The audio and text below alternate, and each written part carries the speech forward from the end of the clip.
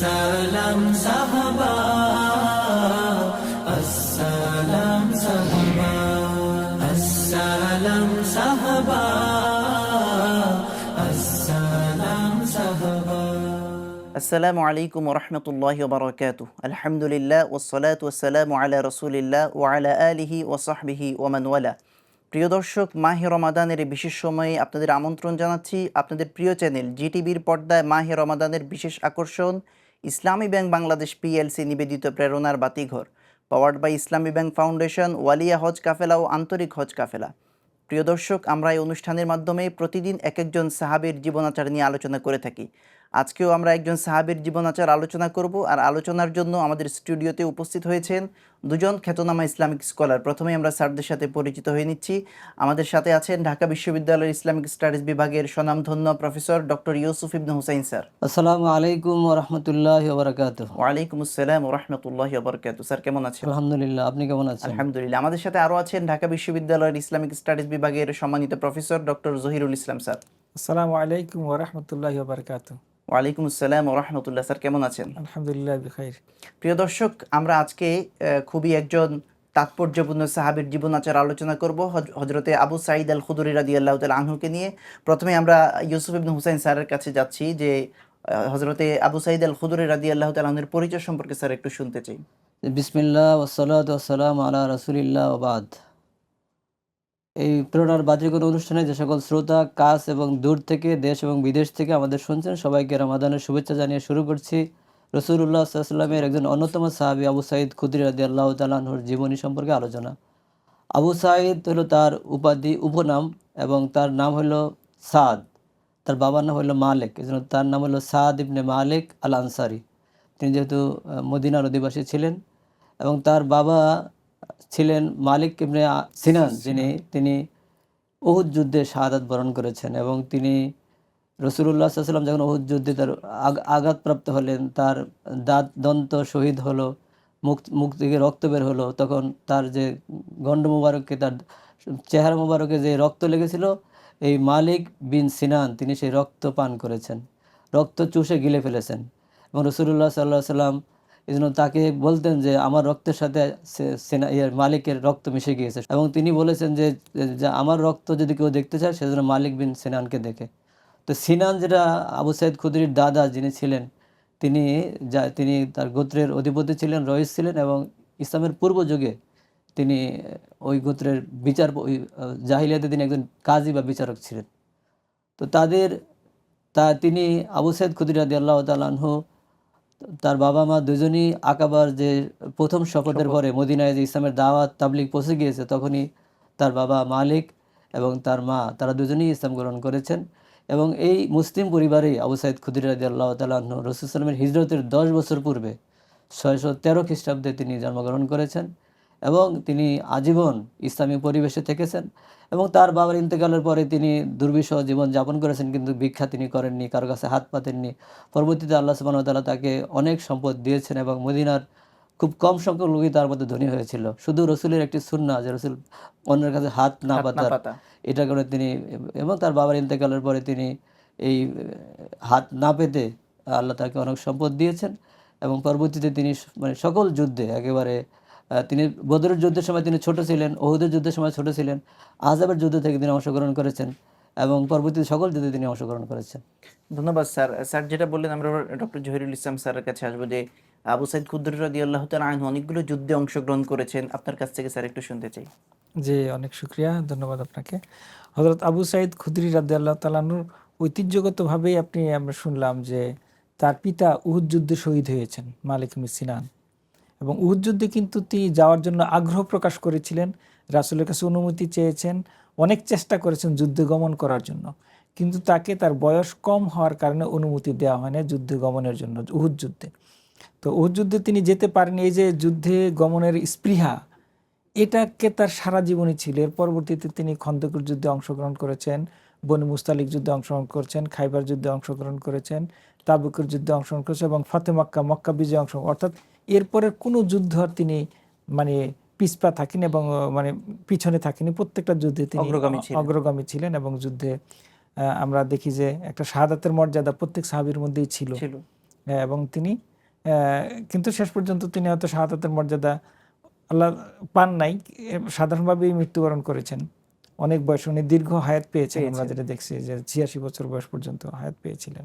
ধন্যবাদ স্যার। আমরা এবারে ডক্টর ইউসুফ ইবনে হোসেন স্যারের কাছে আসবো। স্যার, আসলে আমরা আবু সাইদ খুদরি রাদিয়াল্লাহু তাআলা আনহুর বর্ণাঢ্য জীবন শুনলাম আপনার কাছ থেকে। তো উনি খোলাফায়ে রাশিদিনের সময়কালে ওনার কি ভূমিকা ছিল? জি, আপনাকে ধন্যবাদ। তিনি রসুল্লাহ সাল্লাল্লাহু আলাইহি সাল্লামের সাথে তো তিনি যখন একটু আমি যোগ করি, তিনি যখন বদর যুদ্ধে খুবই ছোট ছিলেন, 11 বছর ছিলেন। ওহুদের যুদ্ধে তার বয়স 13 বছর ছিল। 13 বছর।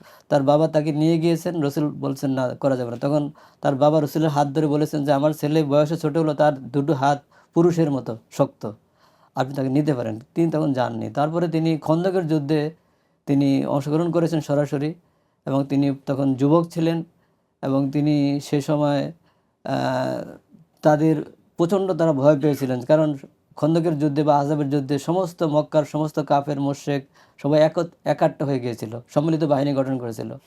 তখন তিনি রাসূল সাল্লাল্লাহু আলাইহি ওয়াসাল্লামকে জিজ্ঞেস করেছিলেন যে ইয়া রাসূলুল্লাহ, আমার তো প্রচণ্ড ভয় হচ্ছে, আমরা এই ভয়ের সময় কী দোয়া পড়ব? তখন রাসূল সাল্লাল্লাহু আলাইহি ওয়াসাল্লাম তুমি বলছেন, তুমি বলো যে আল্লাহুম্মা উস্তুর আওরাতিনা, ও আমিন, আমাদের দোষ ত্রুটি তুমি গোপন রাখো, করে রাখো। এবং তুমি ও আমিন রাওয়াতিনা, এবং আমাদের বিপদ থেকে, আমাদের ভয় থেকে তুমি আমাদেরকে নিরাপদ নিরাপদ রাখো। রাখো। তিনি সেটা ছিলেন। এবং আবু বকর রাদিয়াল্লাহু আনহুর সময় তিনি যে সকল যুদ্ধগুলো হয়েছিল সে সকল যুদ্ধে তিনি অ্যাটেন্ড করেছেন, যোগদান করেছেন। এবং আবু বকর ওমরের সময় বিশেষ করে তিনি মদিনার ফতুয়া কাজে ব্যস্ত ছিলেন, তিনি ফতুয়া দিতেন। যে সকল লোকেরা আবু বকর ওমরের সময় ফতুয়া দিত, তিনি তাদের মধ্যে অন্যতম ছিলেন। এবং হযরত আলী রাদিয়াল্লাহু তাআলার সময়ও তিনি এই ফতুয়ার দায়িত্ব পালন করেছেন, হাদিস বর্ণনা করেছেন। তো তার বর্ণিত হাদিসের সংখ্যা হলো 1170টি। অর্থাৎ যে সকল সাহাবী মুকসিরিন ছিলেন, যারা অধিক সংখ্যক হাদিস বর্ণনা করেছেন, তিনি তাদের মধ্যে অন্তর্ভুক্ত ছিলেন। এবং তিনি হাদিস বর্ণনা করতে যে তিনি রাসূল সাল্লামের প্রচণ্ড সুন্নাহটা অনুসরণ করতেন। কোন একটা বিষয় যখন আসতো, সেই বিষয়ে যখন তিনি দেখতেন যে সুন্নাহর পরিপন্থী কিছু হচ্ছে, তখন তিনি সেটা প্রতিবাদ করতেন এবং সুন্নাহটা তিনি বলে দিতেন, বর্ণনা দিতেন। যত বড় শক্তিশালী তিনি মুআবিয়ার কাছে, মুআবিয়া রাদিয়াল্লাহু তাআলা আনহু যখন তার সময় বিভিন্ন বেদাত তার চোখে ধরা পড়লো, তখন তিনি বহু পথ, তিনি থাকতেন মদিনায়, মুআবিয়া থাকতো কুফায়। সেখানে তিনি এই কষ্ট করে হেঁটে গিয়ে মুআবিয়াকে বেদাতগুলোর কথা বলেছেন, নাম ধরে ধরে যে এই বেদাত চালু হয়েছে, মুআবিয়া এগুলো শুনেছেন। এবং মারওয়ান যখন সুন্নাহর পরিপন্থী, সেই ঈদের নামাজে যখন সে রাসূল সাল্লাল্লাহু সবসময় নামাজের পরে খুতবা দিতেন, কিন্তু মারওয়ান নামাজের আগে খুতবা দিল, তখন তিনি সেখানে প্রতিবাদ করলেন এবং তিনি এই হাদিসটা বলেন, মানরা মিনকু, আল্লাহ রাসূলকে আমি এই কথা বলতে শুনেছি যে মানরা মিনকু মুনকারান ফালিয়ুগাইয়ির বিয়াদিহি ফাইন লাম ইয়াস্তাতি ফাবিকালবিহি ফাবিলিসানি ফাইন লাম ইয়াস্তাতি ফাবিকালবিহি ওয়া যালিকা আদব ঈমান। আর রাসূলকে এটা বলতে শুনেছি যে তোমাদের কেউ যদি অন্যায় হতে দেখে সেজন্য হাত দিয়ে প্রতিবাদ করে, হাতে যদি না পারে তাহলে মুখ দিয়ে প্রতিবাদ করে, না হলে অন্তরে ঘৃণা করে। তিনি এই কাজগুলো করেছেন। তিনি রসুলের সুন্নাহর পরিপন্থী কিছু হতে দেখলে, যত বড় শক্তিশালী কেউ হোক না কেন, একবার উম্মুল মুমিনিন হাফসা রাদিয়াল্লাহু তাআলা আনহার জানাজা সে যখন তার লাশ নিয়ে যাওয়া হচ্ছিল, তখন তিনি দাঁড়াননি, মারওয়ান দাঁড়াননি, আবু হুরায়রা তার পাশে বসা ছিল। তখন এই আবু সাইদ খুদরি সেই জানাজার সাথে ছিলেন এবং তিনি সাথে সাথে মারওয়ানকে যে বললেন যে আল্লাহ রসুল তো এভাবে জানাজা দেখলে দাঁড়াতেন, তুমি দাঁড়াওনি কেন, তুমি দাঁড়াও। মানে রসুলের সুন্নাহ মারওয়ান পালন করছে না, মারওয়ানের মতো প্রচণ্ড শক্তিশালী প্রতাপশালী, তার কাছে সে সত্যটা বলতে পিছপা হননি। তিনি সাথে সাথে যে আবু হুরায়রা যেখানে বলেন সেখানে তিনি যে বলে দিয়েছেন যে জানাজা যাচ্ছে, তুমি দাঁড়াচ্ছ না কেন, আল্লাহ রসুল তো দাঁড়াতেন। এইভাবে তিনি যখনই দেখতেন যে কোনো সুন্নাহর পরিপন্থী কিছু করা হচ্ছে, তখনই তিনি এটা প্রতিবাদ করতেন। ধন্যবাদ স্যার। আমরা এবারে ডক্টর জহির স্যারের কাছে আসবো। যে স্যার যেটা বললেন যে সুন্নাহ পালনে বা ফতোয়া দানে উনি অগ্রণী ভূমিকা পালন করতেন, এবং আমরা এটাও জানি যে উনি অনেক দার্স দিতেন। এই সম্পর্কে স্যার একটু আপনার কাছ থেকে শুনতে চাই। আবু সাইদ খুদরি রাদিয়াল্লাহু তাআলা আনহু কিন্তু আমরা এর মধ্যে শুনেছি যে অনেকগুলি হাদিস বর্ণনা করেছেন, 1170 এবং যেই হাদিসের মধ্যে ইমাম বুখারী, ইমাম মুসলিমের অনেকগুলি হাদিস এখানে আসছে। তো এইটার কারণটা কি, উনি এতগুলি হাদিস বর্ণনা করা? এটার দুইটা কারণ। একটা হচ্ছে যে তিনি রাসূলের সাহচর্য, অনেক বেশি সাহচর্য পেয়েছেন, সাহচর্য গ্রহণ করেছেন এবং সবসময় সাহচর্য নিতে এবং হাদিস শুনতেন, মনে রাখতেন এবং এটা প্র্যাকটিস করতেন। এবং আহলে সুফা যারা ছিলেন তাদের সাথেও আবু সাইদ খুদরি রাদিয়াল্লাহু তাআলা আনহু খুব ভালো সম্পর্ক রাখতেন এবং তাদের সাথে সাহচর্য থাকতেন এবং অনেক কিছু জানতেন। এবং এখানে আবু সাইদ খুদরি রাদিয়াল্লাহু আনহু মুহাদ্দিসুল মদিনা বলা হয়তো, আমরা যেটা পরে দেখছি যে মদিনার মুহাদ্দিস, অর্থাৎ তিনি হাদিস বর্ণনা করতেন। যেমনিভাবে তিনি ফতুয়া দিতেন, মানে বিভিন্ন বিষয়ে মাসলা মাসাইল বর্ণনা করতেন এবং হাদিস কিন্তু অনেক বর্ণনা করতেন। এবং আমরা দেখছি যে হযরত আবু হুরায়রা রাদিয়াল্লাহু তাআলা আনহু এবং হযরত আব্দুল্লাহ ইবনে আব্বাস রাদিয়াল্লাহু তাআলা আনহু ওনারাও কিন্তু আবু সাইদ খুদরি রাদিয়াল্লাহু তাআলা আনহুর কাছ থেকে অনেক হাদিস শুনতেন। পরবর্তীতে তাবেঈরাও কিন্তু, যেমন সাইদ ইবনুল মুসাইয়্যিব এবং অন্যান্য তাবেঈরাও আবু সাইদ খুদরি থেকে হাদিস বর্ণনা করেছেন। তো এই জন্য দেখা যাচ্ছে উনি মানে ফিকহা বা মুফতি, বা আমরা যদি বর্তমান সময়ের কথা বলি, বা মুহাদ্দিস, উভয়টার ক্ষেত্রেই তিনি পারদর্শী ছিলেন এবং ইসলামের খুবই একজন বিজ্ঞ একজন ব্যক্তি ছিলেন, এবং তৎকালীন সময়ে শিক্ষাদান, হাদিস চর্চা, হাদিস শিক্ষাদান এবং স্যারের আলোচনায় যেটা আসলো যে নবীর সুন্নাহকে প্রতিষ্ঠা করার জন্য যত কঠিন হোক, যত কঠিন হোক, প্রত্যেকটা ক্ষেত্রে সাহসী ভূমিকা ছিল। যেটা যে মান আমুন মুনকারান হাদিসটা, এটা সহিহ মুসলিমে হাদিসটা আসছে, এবং ওটার ব্যাখ্যায় আল্লামা নববী এটা বলেছেন যে এখানে যে আউয়াল মান বাদা বিল খুতবাতি ক্বাবলা ঈদাই মারওয়ান। তো সেখানে কিন্তু এই যে আবু সাইদ খুদরি রাদিয়াল্লাহু তাআলা প্রতিবাদ করলেন যে এটা করা যাবে না, রাসূলের সুন্নাহর খেলাফ। তো এখানেও কিন্তু এই হাদিসের বর্ণনার মধ্যে কয়েকটা আসছে আর কি। তাহলে এখানে দেখা যাচ্ছে যে তিনি সব ক্ষেত্রে সুন্নাহকে প্রতিষ্ঠা করা এবং সেটা চেষ্টা করা, হাদিস বর্ণনা করা, এবং নিজে হাদিসগুলি বর্ণনা করেছেন, এটার ক্ষেত্রে ভালো একটা ভূমিকা তিনি রেখেছেন। ধন্যবাদ স্যার। ইনশাআল্লাহ বিরতির পর বাকি আলোচনায় ফিরবো। প্রিয় দর্শক, দেখতে দেখতে সময় চলে এলো একটা বিরতির। ইনশাআল্লাহ খুব সহজেই ফিরছি, ততক্ষণ আমাদের সঙ্গে থাকুন। সুবহানাল্লাহি বিহামদিহি সুবহানাল্লাহিল আযীম। সালাম সাহাবা। প্রিয় দর্শক, বিরতির পর ফিরে এলাম আপনাদের প্রিয় চ্যানেল জিটিভির পর্দায়। মাহে রমাদানের বিশেষ আকর্ষণ ইসলামী ব্যাংক বাংলাদেশ পিএলসি নিবেদিত প্রেরণার বাতিঘর, powered by Islami bank foundation, ওয়ালিয়া হজ কাফেলা ও আন্তরিক হজ কাফেলা। প্রিয় দর্শক, আজকে আমরা আলোচনা করছিলাম রাসূল সাল্লাল্লাহু আলাইহি ওয়াসাল্লামের বিখ্যাত সাহাবী হযরত আবু সাঈদ আল খুদরি রাদিয়াল্লাহু তাআলা আনহুকে নিয়ে। এই পর্যায়ে আমরা ডক্টর ইউসুফ ইবনে হুসাইন স্যারের কাছে আসবো যে আপনার বিরতির আগেও আপনি বলেছেন যে সুন্নাহ প্রতিষ্ঠায় রাসূল সাল্লাল্লাহু আলাইহি ওয়াসাল্লামের হাদিস বর্ণনার ক্ষেত্রে উনি অগ্রণী ভূমিকা পালন করেছেন। মানে সুন্নাহের এক পূর্ণাঙ্গ অনুসারী হিসেবে আবু সাঈদ খুদরি রাদিয়াল্লাহু তাআলা আনহুকে আমরা কিভাবে বিবেচনা করতে পারি? রাসূলুল্লাহ সাল্লাল্লাহু আলাইহি সাল্লাম সাহাবীদেরকে বলেছেন যে তোমরা সব সময় এক মুহূর্ত কারো বায়াতের অধীন ছাড়া থাকবে না। তো যখন 61 হিজরিতে আব্দুল্লাহ ইবনে জুবাইর রাদিয়াল্লাহু তাআলা আনহু ইয়াজিদের বিরুদ্ধে বিদ্রোহ ঘোষণা করলেন, তখন আবু সাঈদ খুদরি আব্দুল্লাহ ইবনে জুবাইর ইবনে আওয়ামের হাতে বায়াত করলেন, এবং তিনি যখন শহীদ হয়ে গেলেন 63 হিজরিতে, গাসিলুল মালাইকা যে হানজালা রাদিয়াল্লাহু তাআলা তার ছেলে আব্দুল্লাহ তিনি ইয়াজিদের বিরুদ্ধে বিদ্রোহ করলেন, তখন আবু সাঈদ খুদরি রাদিয়াল্লাহু তাআলা আনহু তার হাতে বায়াত করলেন। তো এটা শোনার পরে তিনি এরপরে যখন ইয়াজিদ মদিনা আক্রমণ করলো, মদিনাকে অসম্মান করলো এবং মদিনা তছনছ করে দিল, তখন আবু সাঈদ খুদরি রাদিয়াল্লাহু তাআলা আনহু তিনি মদিনা ছেড়ে একটা গুহায় আশ্রয় নিলেন, যাতে করে এই তাণ্ডব তাকে দেখতে না হয়। তখন সেখানেও তার গুহায় একজন লোক, ইয়াজিদের বাহিনীর একজন সদস্য, সেই গুহায় তাকে গিয়ে আক্রমণ করতে চাইলেন, এবং প্রথমে তিনি তরবারি উঠালেন, এরপরে তিনি তরবারি নামিয়ে ফেললেন, এবং তিনি সেই সৈন্যকে বললেন, ইয়াজিদের বাহিনীর সৈন্যকে বললেন যে লাইম বাসাত্তা ইয়াদাকা ইলাইয়া লিতাকতুলানি মা নাবি বাসিদি ইয়াদি ইলাইকা লিয়াকতুলাক। সূরা মায়েদা, যেটি হাবিল এবং কাবিলের ভিতরে বলা হয়েছিল যে যদি তুমি আমাকে মারার জন্য তোমার হাত প্রসারিত করো, কিন্তু আমি তোমাকে মারার জন্য আমার হাত প্রসারিত করব না। তখন সেই সৈন্য তাকে আর হত্যা করেনি এবং তাকে ছেড়ে দিয়েছে। জিজ্ঞেস করেছে তুমি কে? বলছে আমি আল্লাহ রাসূলের সাহাবী, আমার নাম আবু সাঈদ খুদরি। এরপর তাকে ছেড়ে দিলেন, তিনি বাড়িতে আসলেন। বাড়িতে আসার পরে ইয়াজিদ এবং তার বাহিনী এসে তাকে বাধ্য করলো বয়াত করতে তার হাতে। তখন তিনি বাধ্য হয়ে বয়াত করলেন। এই ঘটনা যখন আব্দুল বিন ওমর রাদিয়াল্লাহু তাআলা শুনলেন, তখন তিনি বললেন যে কি ব্যাপার, আপনি আব্দুল্লাহর হাতেও বায়াত করেছেন, আবার ইয়াজিদের হাতে বায়াত করেছেন। তখন বলছি ইয়াজিদ আমাকে বাধ্য করেছে, এবং আমি আল্লাহ রাসূলকে বলতে শুনেছি যে যাতে কোনো সাহাবী বা কোনো মানুষ যেন এক মুহূর্ত বায়াত ছাড়া না থাকে। আমি সেই হাদিসের অনুসরণ করার জন্যই এই কাজটা করেছি। এরপরে তিনি শাহর ইবনে হাওশাব নামে একজন গভর্নর বা একজন প্রভাবশালী ব্যক্তি, তিনি একবার তুর পাহাড়ে ভ্রমণ করার জন্য গেলেন।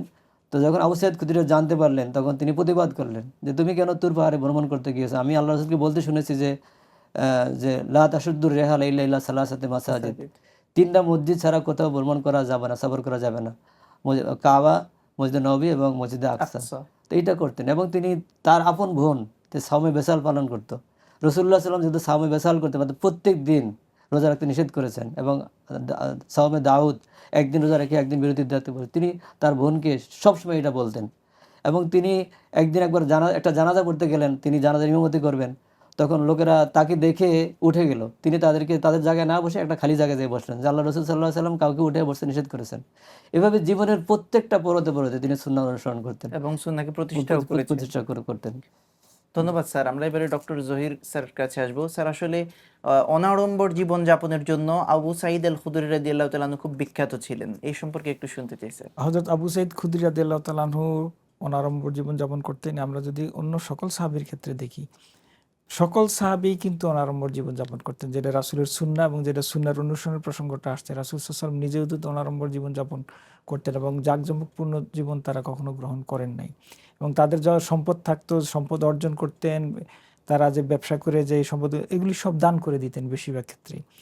বেশিরভাগ ক্ষেত্রে তাদের সম্পদগুলি দান করে একবারে খুবই সাধারণ লাইফস্টাইল তারা গ্রহণ করতেন এবং জাঁকজমকপূর্ণ, মানে যে অনেক লাক্সারিয়াস লাইফস্টাইল অথবা তাদের গাড়ি বাড়ি অথবা এই সমস্ত বিষয়ে কিন্তু ওনারা কখনো মনোযোগী ছিলেন। ওনারা ছিলেন সবসময় পরকালমুখী এবং পরকালে জীবন চিন্তাধারা সব কিছুই পরকাল কেন্দ্রিকই ছিল তাদের। এবং রাসূল সাল্লাল্লাহু আলাইহি ওয়াসাল্লাম এবং আল্লাহ এবং তার রাসূলের যে বিধান এবং নিয়ম এবং রাসূলের যে সুন্নাহ, এটার আলোকেই তাদের জীবনকে তারা অতিবাহিত করছেন এবং তারা তাদের পরিবার এবং সমাজের প্রত্যেকটা ক্ষেত্রে এটা বাস্তবায়ন করার চেষ্টা করছেন। এবং আমরা দেখি আবু সাঈদ খুদরি রাদিয়াল্লাহু তাআলা আনহু কিন্তু আসলে অনেক দীর্ঘ হায়াত পেয়েছেন। জি। যে আমরা বিভিন্ন ইতিহাস বর্ণনা পাই যে 86 বছর পর্যন্ত তিনি বেঁচে ছিলেন এবং যেটা 74 হিজরিতে তিনি ইন্তেকাল করেছেন। তাহলে এখানে যে এত দীর্ঘ সময় উনি একটা আদর্শ নিয়ে সবসময় টিকে থাকা, আদর্শের উপরে থাকা এবং সবসময় কোরআন এবং হাদিসের বর্ণনা, হাদিসের দার্স এবং ফিকে, ইসলামের বিভিন্ন মাসলা দার্স, বিভিন্ন অনেক তাবি তাদের কাছ থেকে শিক্ষা গ্রহণ আপনি করেছেন। স্যার যেটা বলেছেন যে উনি মদিনার মুহাদ্দিস ছিলেন। হ্যাঁ, মদিনার মুহাদ্দিস ওনাকে বলা হইতো এবং ওনাকে উস্তাজুল হাদিস বলা হইতো, যে হাদিসের উস্তাদ ছিলেন এবং ওনার কাছে অনেক তাবি হাদিস শিখেছেন, সাহাবীরাও হাদিস শিখেছেন এবং তারা এই শিক্ষাগুলোও দিয়েছেন মানুষকে অনাড়ম্বর জীবনযাপন এবং নিজেরাও সেই অনাড়ম্বর জীবনযাপন তারা করেছেন। এবং উনি স্যার তো শুধু মানে হাদিসের বিশেষজ্ঞই ছিলেন, একসাথে মদিনায় ফতোয়া দিতেন, আবার তাৎক্ষণিক কোনো সমস্যা সৃষ্টি হলে সেটা সমাধান দিতেন। ধন্যবাদ স্যার। আমরা এবারে ইউসুফ ইবনে হুসাইন স্যারের কাছে আসবো। স্যার আসলে আবু সাঈদ খুদরি রাদিয়াল্লাহু তাআলা আনহুর জীবনী থেকে কি শিক্ষা নিতে পারে, আমাদের দর্শকরা কি শিক্ষা নিতে পারেন আজকের অনুষ্ঠান থেকে? যে আল্লাহ রসুলের সকল সাহাবী, রাসূলুল্লাহ সাল্লাল্লাহু আলাইহি ওয়াসাল্লাম বলছেন যে আস-সাহাবাতু কুল্লুহুম উদুল ফাআইয়ুহুম ইক্তাদাইতুম ইহতাদাইতুম। আমার সকল সাহাবী ন্যায়পরায়ণ, আদিল এবং তারা সবাই অনুকরণীয়। সুতরাং তোমরা যে কারো অনুসরণ করো তোমরা হেদায়েত পেয়ে যাবে, রাইটলি গাইডেড হবে। সুতরাং আমরা আজকে যদি মডেল চাই, রসুল তো আমাদের জন্য মডেল, রসুলের পরে সাহাবায়ে কেরাম মডেল, প্রত্যেকে আমাদের জন্য মডেল। আবু সাঈদ খুদরি রাদিয়াল্লাহু তাআলা আনহু আমরা দেখতে পাই যে তিনি মানুষের কাছে ভিক্ষা করতেন না। তার স্ত্রী অথবা তার মা তাকে, তার বাবা ইন্তেকালের পরে তাদের অবস্থা খুবই খারাপ হয়ে যায়, নাজুক অবস্থায় পড়ে যান, তিনি আর্থিকভাবে প্রচণ্ড সমস্যায় পড়ে যান। তখন তার স্ত্রী কেউ বলছেন তার মা তাকে রসুলের কাছে পাঠাইছে কিছু চাওয়ার জন্য, কারণ তারা বলছেন যে একজন লোক এসে রসুলের কাছে চেয়েছে, রসুল তাদেরকে দিয়েছেন, তুমি যাও, তুমি চাও, তোমাকেও দিবে। তো উনি যখন গেলেন, গিয়ে দেখলেন রসুল সাল্লাম বলতেছেন যে ব্যক্তি নিরপেক্ষ থাকতে চায়, নিজের প্রয়োজন আল্লাহ ছাড়া কারো কাছে না বলে বা ভিক্ষা না করে, আল্লাহ তাকে ভিক্ষা না করে রাখতে চায়, আল্লাহ রাখে, আল্লাহ তাকে বেনিয়াজ করে। তো এই যে তিনি তাৎক্ষণিক, তার প্রচণ্ড কষ্ট হওয়া সত্ত্বেও তিনি ভিক্ষা করলেন না। তিনি আমরা তো আজকে সব জায়গায় চাই করি, আমাদের প্রত্যেকে, আমাদের দেশে যারা আজকে মাল্টিমিলিয়নিয়ার আছে, তাদের সম্পদের অভাব নাই, অর্থের অভাব নাই, কিন্তু তারপর তাদের চাই শেষ হয় না। তাদের ডিমান্ড, তারা আরেকটা জমি দখল করে, আরেকটা মার্কেট করবে, আরেকটা ফ্ল্যাট করবে, আরেকটা প্লট করবে। এই যে আমাদের যে জীবন ব্যবস্থা, সেখান থেকে আমরা শিখতে পারি। এবং আবু সাঈদ খুদরিকে একবার একটা অলিমা অনুষ্ঠানে দাওয়াত দেওয়া হয়েছিল। তখন তিনি যে দেখলেন যে অলিমা অনুষ্ঠানে অনেক আইটেম করা হয়েছে, তখন তিনি প্রচণ্ড কষ্ট পেলেন যে আল্লাহ রসুল সাল্লাল্লাহু আলাইহি ওয়াসাল্লাম কোনোদিন সকালে খেলে তিনি আর দুপুরে খেতেন না, আর সারা দুপুরে না খেয়ে আবার বিকালে একটু খেতেন, আবার কখনো যদি বিকালে খেতেন তখন সকালে খেতেন না, এইভাবে তার জীবনযাপন করতেন। তোমরা কেন এত আয়োজন করেছো? তিনি এটা দেখে কষ্ট পেলেন। তাহলে এই যে রসুলকে শুধু আমরা তো মুখে বলি, আমরা অনুসরণ করি না, তারা প্র্যাকটিসটা নিজের জীবন থেকে করেছেন। চ্যারিটি বিগিনস অ্যাট হোম, নিজের জীবন থেকে শুরু তারা করেছেন। এবং এই যে আমাদের সকল ক্ষেত্রে সুন্নাহর বিরুদ্ধে কিছু হতে দেখলে সাথে সাথে প্রতিবাদ করা, কোনো অন্যায় হতে দেখলে অন্যায়ের প্রতিবাদ করা। আমাদের সমাজে হাজার হাজার অন্যায় হচ্ছে, আমরা প্রতিবাদ না করে সবাই নিজেকে বাঁচাই, নিজ জীবন বাঁচানো ফরজ, এই ধরনের অজুহাত দিয়ে আমরা বসে আছি, আমরা কেউ অন্যায়ের প্রতিবাদ করছি না। অথবা আল্লাহ রাসূল সাল্লাল্লাহু আলাইহি ওয়াসাল্লাম বলছেন যে আফজালুল জিহাদ কালিমাত হক্কিন ইনদা সুলতানিন জায়ের, অত্যাচারী বাদশার কাছে সত্য কথা বলা সবচেয়ে বড় জিহাদ। আমরা এই ধরনের কথাগুলো আজকে মানি না। আমাদের আবু সাঈদ খুদরি দেখতেন, তার অর্থ ছিল না, কিন্তু তার ভিতরে ঈমান ছিল, ঈমানের সাহস ছিল, ইমানি জজবা ছিল। জজবা ছিল। এই জন্য তিনি কোনো কাউকে পরোয়া এবং করতেন আপনি না। স্যার যেটা বললেন মারওয়ানের মতো, মুয়াবিয়ার মতো লোককে বেদাতের কথা বলছেন, মারওয়ানের মতো লোককে তিনি ইয়ে করছেন, ইয়াজিদের সে ইয়ে করেন নাই, বয়াত গ্রহণ করেন না, পরে বাধ্য হয়ে করেছেন।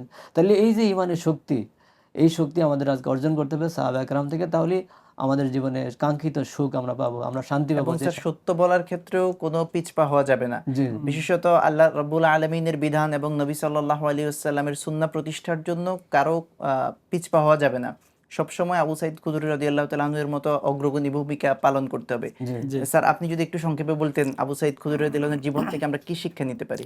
জি মাশাআল্লাহ, আমরা ওনার থেকে শিক্ষা নিতে পারি জ্ঞান অর্জনের শিক্ষা, যে জ্ঞান অর্জন করা, উনি যে এত হাদিস বর্ণনা করলেন, শিখলেন, এবং নিজে আমলের শিক্ষা, জ্ঞান অর্জন করে এই জ্ঞান অনুযায়ী নিজে আমলের শিক্ষা, সাহসিকতার শিক্ষা নিতে পারি, যে উনি যে প্রত্যেকটা ক্ষেত্রে কাউকে পরোয়া করতেন না, কোরআন হাদিসটা প্রকাশ্যে তার কেউ পছন্দ করবে কি করবে না এটা উনি পরোয়া করতেন না, এবং সেটা সে কত শক্তিশালী কিনা এটাও তিনি পরোয়া করতেন না। তাহলে এই যে সাহসিকতার শিক্ষাটা আমরা নিতে পারি, আরবলের শিক্ষা নিতে পারি, এবং ইসলাম প্রচারের শিক্ষা নিতে পারি। অর্থাৎ উনি দীর্ঘ জীবন পর্যন্ত ছিলেন, ইসলামের প্রচার করছেন, দাওয়াত এবং তাবলীগ করেছেন, এবং নিজের কোরআনের এবং হাদিসের শিক্ষাগুলিকে মানুষের জীবনে ছড়িয়েছেন। এই জি শিক্ষাটা স্যার, আমরা নিতে পারি। ধন্যবাদ। এবং আমরা এটাও বলতে পারি যে আবু সাঈদ খুদরি রাদিয়াল্লাহু তাআলা আনহু যে 1170টি হাদিস আমাদের জন্য বর্ণনা করেছেন, জি যদি এটা আমাদের জন্য মহামূল্যবান সম্পদ।